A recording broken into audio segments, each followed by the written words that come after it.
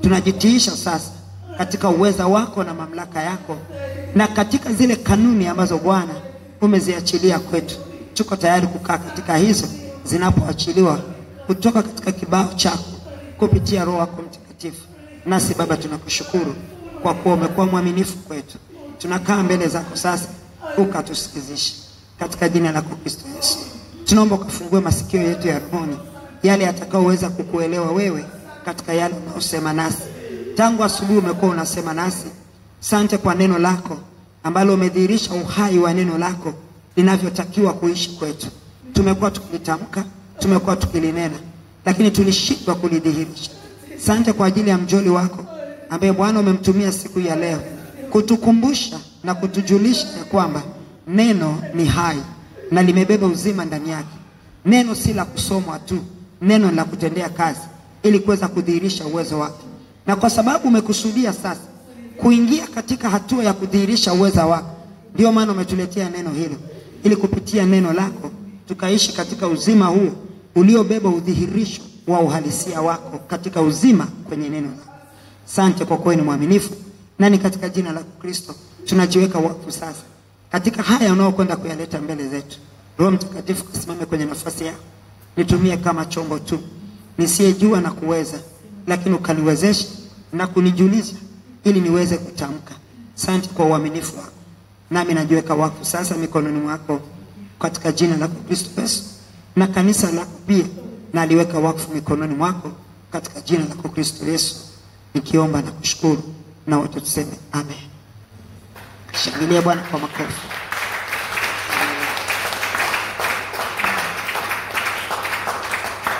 Kaa katika kiti cha uwepo wako ambao Bwana amekupa kukaa. Mungu wetu ni mzuri, anatupenda, ametujalia neema ya kukaa mbele zake siku ya leo, ikiwa ni ya pekee ambayo haitajirudia, lakini kwa neema yake amenipa kuiona, na sitaki irudie. Nataka nijipange kuiishi siku ya leo kwa makusudi yake Mungu, ili nikaishi kwa faida kupitia neno lake ambalo analileta kwetu na lile ambalo alishawahi kulileta kwetu katika siku ya leo.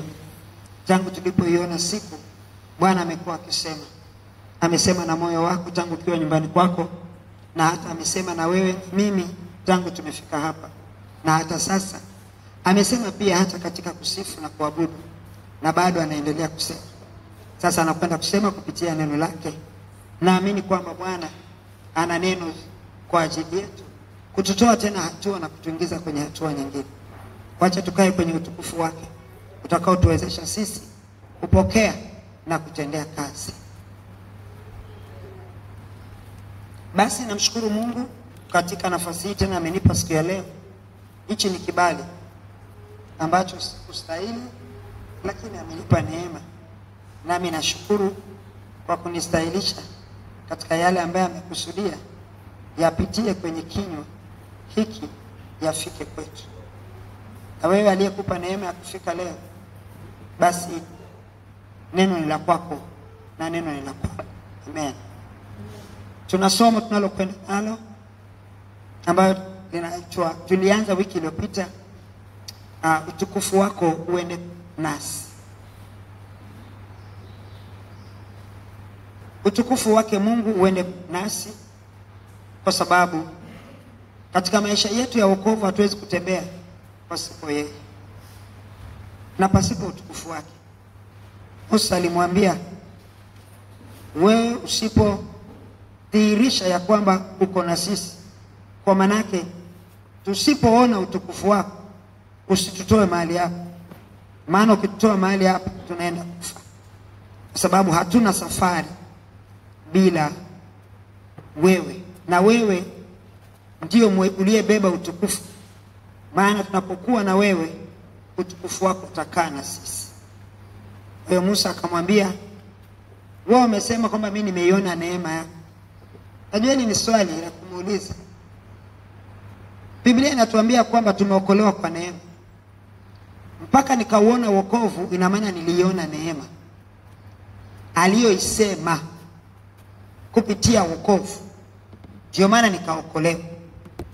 Sasa maswali anayouliza Musa ni kwamba wewe umesema kwamba wewe umenipa neema yako na neema yako itaenda na mimi. Kwa nini haya yananipata? Kwa nini haya yanatupata sisi taifa la Israeli? Sasa ili tusiendelee kufa, tuache hapa. Yaani kwa maana mali tulikofikia na itosha kuliko kuendelea na safari na tunaona hatufiki, tunaanguka kila siku.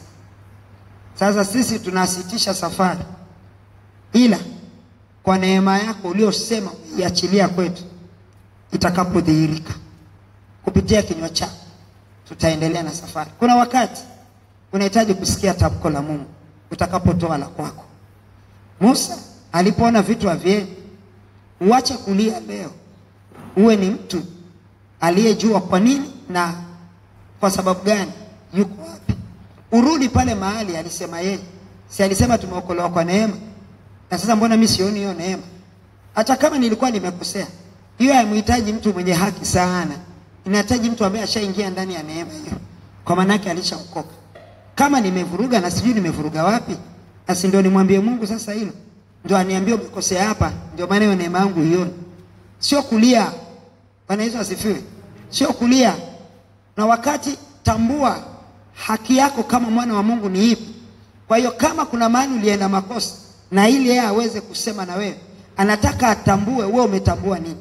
Shetani haogopi mtu anayelialia, haogopi mtu anayesema, anaogopa mtu anayejua haki yake ndani ya Kristo. Kwa sababu anajua ukijua haki yako, unaweza ukaidai haki yako na ukaipata hata kama ulikosea kwa namna gani. Bwana Yesu asifiwe sana. Kwa hiyo anajua huyu akienda tu mbele za baba yake anapokelewa sasa hivi, kwa sababu anaijua haki yake. Lakini huyu ambaye kila siku analia, mbona utalia asubuhi, jioni utaanguka? Kasi ndio maisha yetu haya. Asubuhi utalia sana, utagaragara sana, kwa sababu uko kwenye uwepo wa Mungu. Toka kwenye uwepo wa Mungu, shetani anakusubiri pale nje, kwa sababu anajua kulia kwako hakukumaanisha kitu. Lakini anayejua haki yake, atakapoenda na hiyo haki mbele za Mungu, Mungu atasema naye. Atamwambia, wewe hapa ndio ulikosea, tengeneza. Unataka kwenda na mimi, tengeneza. Zifueni mavazi yenu, vua huo uchafu, vua hiki, toa hiki, fanya hivi, ndio utatembea na mimi.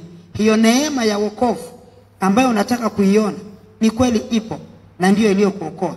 Lakini sasa haitoshi kwako tena. Si tumeambiwa neema ya Mungu itutoshe? Haitoshi tena kwako, kwa sababu wewe umeipunguzia uwezo wa neema hiyo kufanya kazi kwako. Sasa ili neema yangu ifanye kazi kwako, sasa rudi kwenye nafasi yako. Hauhitaji kupambana na shetani pia. Rudi kwenye nafasi yako. Sasa ndio wanaposema shetani anakujua, na anajua hata ukapiga makelele vipi. Anajua ni kona ipi alikuweka. Anajua ni wapi alikushikilia. Kwa hiyo anajua wewe bado ni wa kwake. Anakusubiria muda wake ukifika, atakufuata na ataondoka na wewe. Sasa Mungu anataka mtu ambaye anayejua haki yake ni nini. Musa alijua haki yake kulingana na kila alichopewa kubeba. Umeniambia neema, umenipa neema. Mimi sasa kuona watu umenipa wanakufa mbele yangu, nimechoka kuzika. Sitaki. Nataka nione hiyo neema uliyosema inatembea na mimi. Hiyo neema kwa nini kae kwangu peke yangu na isikae kwao pia? Hata kama wamekosea, sasa mimi niko hapa mbele. Naitoa nafsi yangu kwako. Nini kifanyike ili Bwana tuweze kuepukana na haya yanayotupata? Tunaweza kwenda hivyo mbele za Mungu. Na Musa alimwambia, usitutoe mahali hapa. Wewe ulisema uso wangu utakwenda na wewe, utakwenda pamoja na wewe. Na si hivyo tu, ukasema utanipa raha. Hiyo raha ulisema utanipa ipana. Mbona kila siku mimi nalia? Kwenye ndoa nalia, kwa watoto nalia, kazini nalia, kwenye biashara nalia, kwa majirani nalia. Kila kinachonizunguka mimi kimebeba kilio kwangu. Mbona sioni hiyo raha baba? Atakuonyesha kama ni shetani anawatumia tu kwa ajili ya kukukosesha wewe, atakwambia kwamba hao ni mlango wako wa kukosesha wewe raha ili ukae mbali na mimi. Sasa jitenge nao. Hao marafiki unaotembea nao jitenge nao. Hiyo kazi unaofanya ni mtego kwako. Mnaso wako umekaa kwenye kazi hiyo. Mnaso wako umekaa kwa jinsi unaofanya biashara. Atasema. Bwana Yesu asifiwe sana. Kwa hiyo Mungu wetu ni mwema na Mungu wetu ni mzuri na Mungu wetu ni mwaminifu. Ndio akasema, kwa maana itajulikanaje kuwa nimepata neema mbele zako? mimi na watu wako, sio kwa sababu unakwenda pamoja nasi, hata mimi na watu wako tutengwe na watu wote walio juu ya uso wa nchi. Bwana akamwambia Musa, nitafanya na neno hili ulilolinena, kwa maanake nitawatenga na hao watu, kwa sababu usumbufu wao mkubwa ulikuwa ni wale watu katika njia yao na safari yao. Kwa hiyo kila mahali walikuwa wanapita, ndio hapo kulikuwa na miiba na michongoma yao na kila kitu. Kwa hiyo Bwana anamwambia nitakutenga nao, kwa maanake sasa utaenda vizuri. Na Bwana akafanya. Bwana Yesu asifiwe sana. Bwana akaweka utisho juu ya mtumishi wake na juu ya taifa lake. Na walipopita, wengine wakakataa pia kuwapokea kwenye njia hii, wakisema Mungu wao tunamjua, hatutaki kufa, hebu nendeni na njia nyingine, msipite hapa. Kwa hiyo hiyo ni namna ya kutengwa. Kutengwa naweza sio wewe utamwambia mtu sikutaki, utashangaa yeye atakukataa. Pia ni moja hapo namna ya kutengwa. Kwa hiyo kuna wakati ukikataliwa na watu, usishangae sana wala usistaajabu sana. Ni Mungu anakutenga ili uione neema yake. Yamkini hao walikuwa ndio kizuizi cha neema yake kufunuliwa kwako, hata uweze kuishi katika hiyo raha ya wokovu ambaye alisema. Haleluya. Tunaenda na somo letu, utukufu wako uende nasi. Tulianza mwanzoni mwa wiki iliyopita na tuliweka msingi tu, na tutaanzia mahali ambapo tulipokuwa tumepaweka. Bwana nisaidie niende tu vizuri polepole. Tulisoma kitabu cha 24 Zaburi, sura hiyo 24. Ndio tulisoma hicho, na tulikuwa tunaisoma Zaburi nzima, mstari wa kwanza mpaka wa 10, lakini tuliishia kwenye mstari wa 3. Tulikuwa tunaangalia tu vile vipengele. Cha kwanza na cha pili tuliona kilikuwa kinamtangaza Mungu ni nani. Kinatangaza uweza wake na mamlaka yake. Tukazungumza habari ya misingi ya dunia iliwekwa wapi na kadhalika, tulifundisha hiyo. Tukaona na jinsi ambavyo vyote vinavyoonekana vijazavyo nchi ni mali yake. Kwa hiyo ilibeba utambulisho wake huyu Mungu ni nani, ambapo sisi tunataka utukufu wake uende pamoja nasi. Lakini utukufu wake utatembeaje pamoja nami wakati mimi simjui huyo Mungu ninayetaka utukufu wake uende pamoja nami?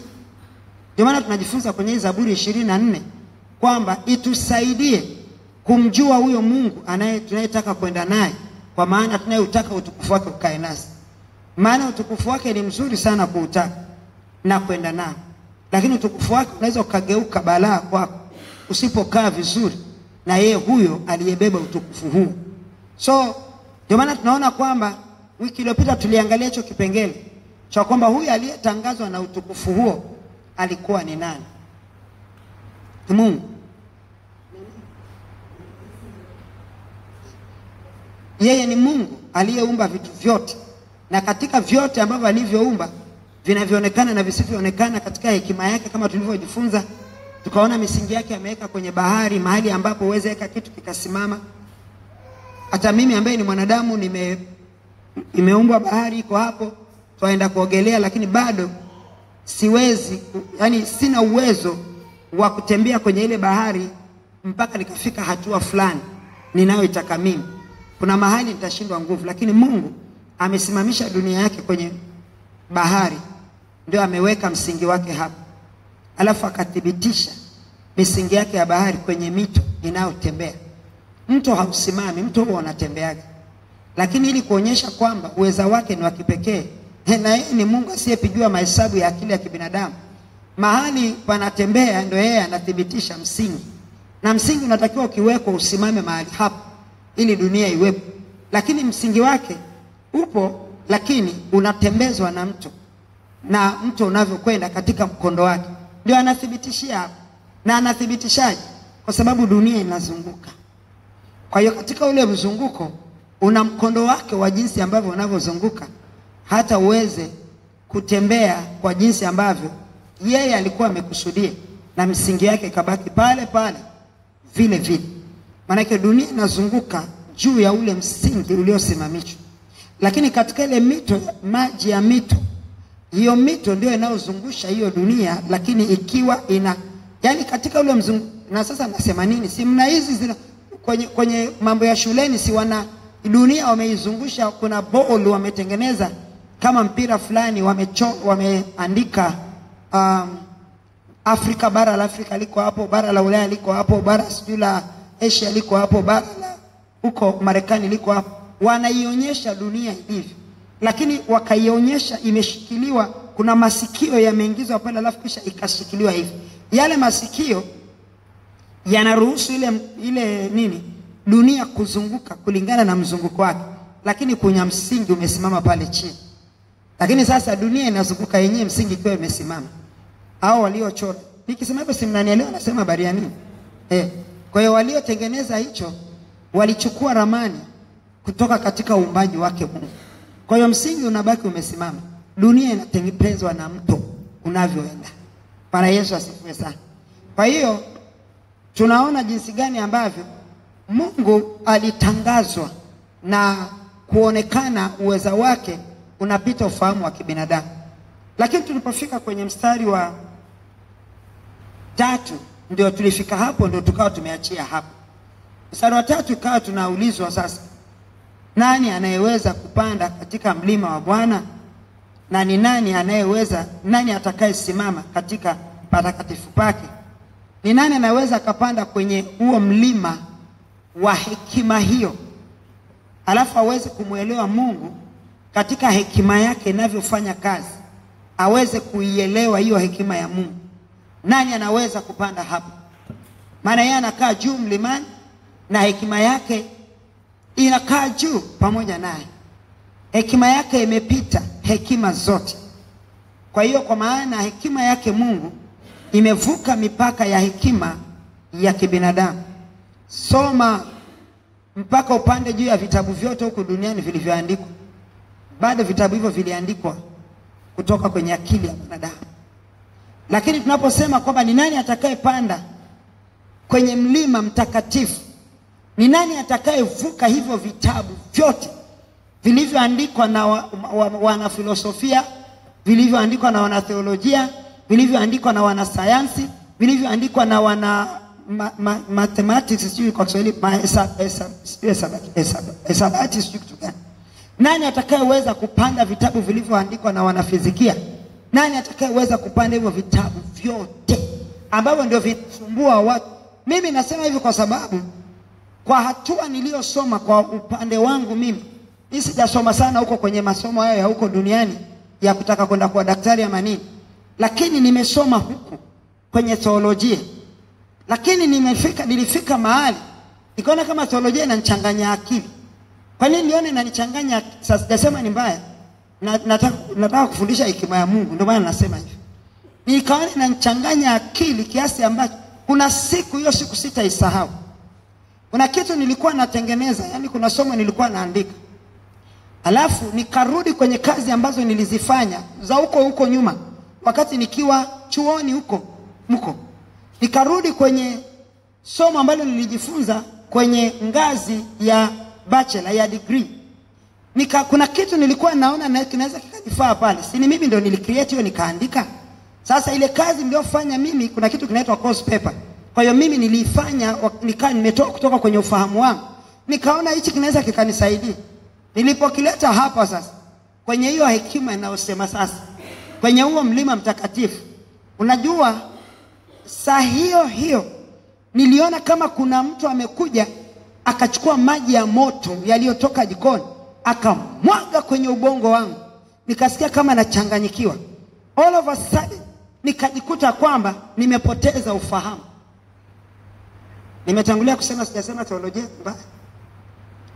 Tunataka tujifunze, tunataka kupanda kwenye mlima mtakatifu. Hatutapanda na vitabu vya duniani. Kule tunapanda kwa ngazi nyingine. Ndio maana nasema hiki. Nilisikia kama nimechanganyikiwa. Sasa mimi nikaona niendelee, sijaelewa saa hiyo somo. Kwa hiyo nikawa naendelea pale. Kitu niliandika mwenyewe, lakini na saa hiyo vilikuwa vinateremka kama maji nikiwa saa hiyo naandika wakati hizo. Lakini sasa nasoma kitu niliandika mwenyewe nikashindwa kukielewa. Zilikuwa ni karatasi 2 niliziandika. Hakuna kitu hata kimoja niliweza kutoa hapo. Nikaona kama vile kichwa kinapigwa. Nikaona kama vile kuna kitu kilipanda hapo. Mchezo zamani tulikuwa tunacheza na visoda. Tunadunga msumari pale kwenye kisoda. Alafu tunakifanya hivi, tunakiachapo katikati chini. Kinazunguka, mimi sio kama mlicheza hiyo michezo. Siku hizo watu wanacheza michezo ya ajabu. Tulicheza hiyo kinazunguka. Sasa nikasikia hapa kama kumedungwa msumari. Ndio nikaona kama hicho kisoda kinazunguka hapa juu ya utosi wangu. Mpaka nikaanza kuogopa, nikasema jamani, labda kuna shida na mimi mwenyewe sasa napata shida. Lakini Roho Mungu akanikumbusha. Akasema unataka kuweka nini hapa? Wakati yeye alikuwa anazungumza na mimi kuhusu hicho nilikuwa naandika sasa. Alafu mimi naenda kuchukua kile ambacho mimi alinipa kiakili wakati nikiwa kwenye masomo. Akaniambia hii haiwezi kuapply hapa. Nilikunja yale makaratasi, nikayachukua, nikayarudisha kwenye faili. Nikarudi nikakaa chini. Nikaanza kutakasa ufahamu wangu kwanza. Maana kuna kitu. Yaani pale nilikuwa imegeuzwa. Kwa hiyo kurudi huku tena naona blue. Kwa hiyo sasa sielewi. Nikabaki mahali kama vile sielewi tena chochote. Kabidi nianze kutakasa, kuomba na kutakasa ufahamu na akili, nikimwambia Bwana, naomba unirejeshe ili niweze kupokea ufahamu wako tena. Ndio akanirejesha. Ndio nikaendelea. Ni nani atakayeweza kupanda kwenye mlima mtakatifu? Hatutapanda kwa sababu tumesoma sana. Ndio maana hata chuoni tunasemaga ni vile wasiendaji ndani. Nasema hapa hatusomi kwa sababu ya kupeana cheti. Hapa tunasoma kwa sababu kuna kusudi linatakiwa liingie ndani ya mtu. Hilo ndio litakufanya utapanda ufike kwenye mlima mtakatifu wa Bwana. Sio cheti. Ukisoma kwa ajili ama waliosoma ili wapate cheti, waliondoka na makaratasi. Na ukienda uwezi kufundisha. Mimi na watu na wafahamu wamekwama. Hawawezi. Kwa sababu kile ambacho unatakiwa kukiachilia kwa watu hakiko kwenye kile ambacho unafikiri unacho sasa. Kiko katika kile ambacho ulitakiwa ukiweke ndani yako. Na mtu ambaye labda alikaa hapo sasa chuoni akafanya mchezo anajua anasubiri siku ziende, ndio anashangaa kabla hajaelewa nini kinaendelea, anakuta hawezi tena kuendelea. Safari yake imesitishwa hapo. Kwa nini imesitishwa? Umepimwa katika ulimwengu wake kwenye kupanda ule mlima kwa eneo hilo ambalo lilowekwa. Umeonekana ushapungua. Sasa mwendo anaokwenda nao na hao wanaokwenda nao, wewe hauko hapo tena. Kwa hiyo kaa huko pembeni wasubiri wengine. Kuna mtu anaelewa mimi nasema nini hapa? Ni nani anayeweza kupanda kwenye mlima mtakatifu wa Bwana? Kupanda kwenye mlima mtakatifu wa Bwana sio yale maneno tunayosema naenda mlimani. Huo sio mlima mtakatifu wa Bwana. Nilikuwa mlimani. Mlima gani ulikuwa? Na ukitoka hapo unarudi kusengenya. Mlima gani ulikuwa? Na ukitoka hapo unarudi na tamaa zako za dhambi. Nani anayeweza kupanda kwenye mlima mtakatifu wa Bwana? Hakuna anayeweza kupanda hapo asipopandishwa na yeye mwenyewe. Kwa sababu ni yeye mwenyewe ndio anabeba kipimo cha mlima wake. Tulijifunza nikawaeleza walinzi ni wakina nani hapo. Tulisema walinzi ni maserafi, wanalinda kwa moto. Kwa hiyo ulinzi ulioko pale hauwezi kuruhusu ukavuka. Hata sio wewe nasema na wewe, hata mimi na mtu yeyote. Siwezi, sinawaambia ndivyo wana kichwa kinaenda. Si nilikuwa nimeshaenda nje sasa. Nikifikiri kwa sababu nimesoma. Kwa hiyo hicho nitaenda kuchukua. Nilijifunza. Vyote nilivyopita navyo kwenye masters na nini vyote viko hapa. Sioni kama naelewa kitu kwenye kusudi. Naweza nikayazungumza mahali ambapo sio mahali kusudi linatangazwa. Lakini maana kusudi latoka kwenye mlima wake mtakatifu. Wakati ni yeye ameweka kusudi lake ndio anataka liende. Atake akili ya mwanadamu, sio ya huyo aliyenifundisha wala sio ya kwangu ambaye alinipa mimi nikaandika. Inataka itokee kwake mwenyewe kwenye mlima wake mtakatifu kuweza kuwafikia watu wake. Kwa sababu gani? Iwafikie watu mahali waliko chini ili awapandishe yeye awapeleke juu. Sasa usilete mambo ya ajabu kuleta vitu ambavyo nafikiri kwamba kwa sababu nimesoma mwana filosofia fulani amesema hivi na hivi na hivi na hivi. Haiwezi kufanya kazi kwenye swala la kusudi la Mungu. Kuna mtu anaelewa mimi nasema nini? Na mtu anaelewa mimi nasema nini? Nani anaweza kupanda kwenye mlima wa Bwana? Alafu sio kupanda tu, waweza ukapanda kwa sababu wakati huo ulifaa kupanda. Lakini ni nani anayeweza kusimama sasa hapa? Kupanda ni jambo moja na kusimama ni jambo jingine. Na vyote hivyo vinamhitaji yeye.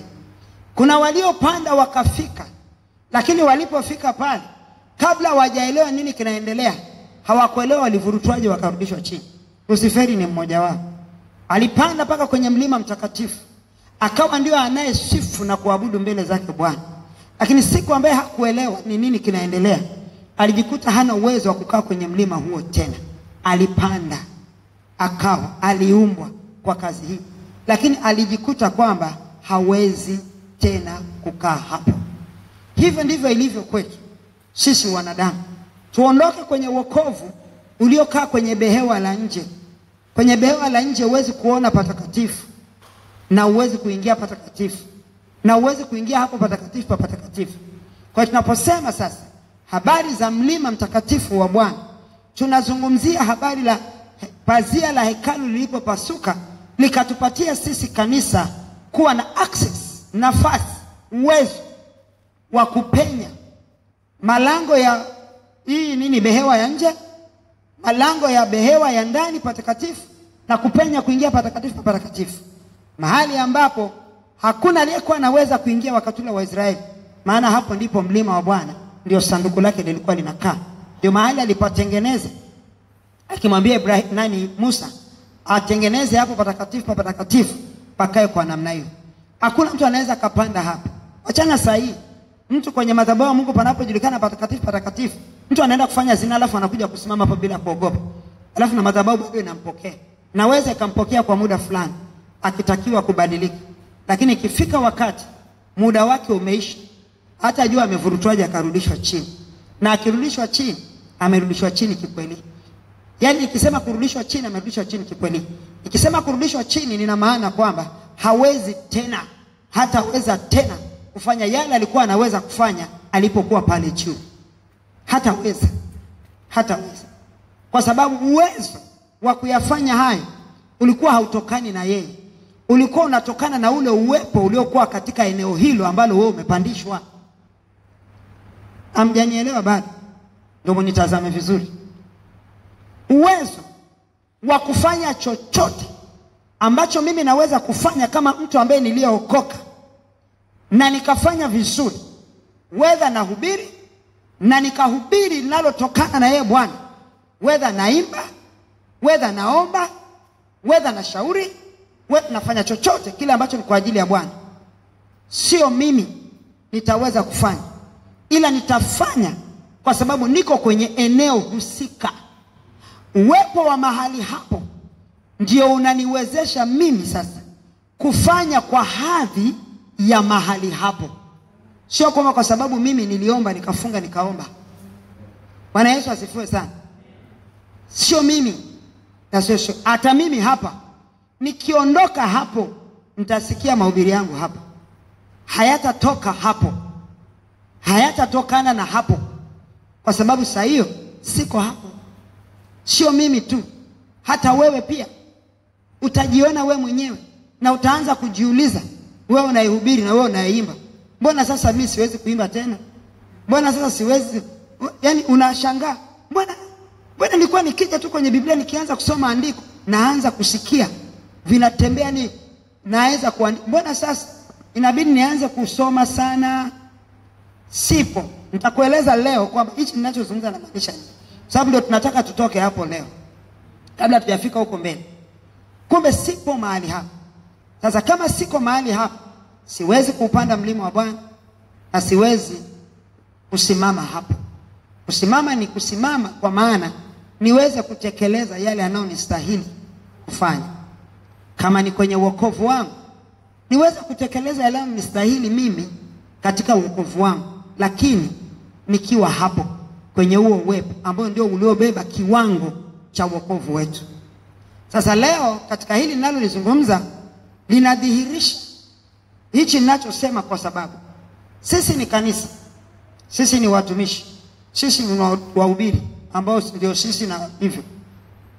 Je, tunaposhindwa kuyatimiza maisha yetu ya wokovu kulingana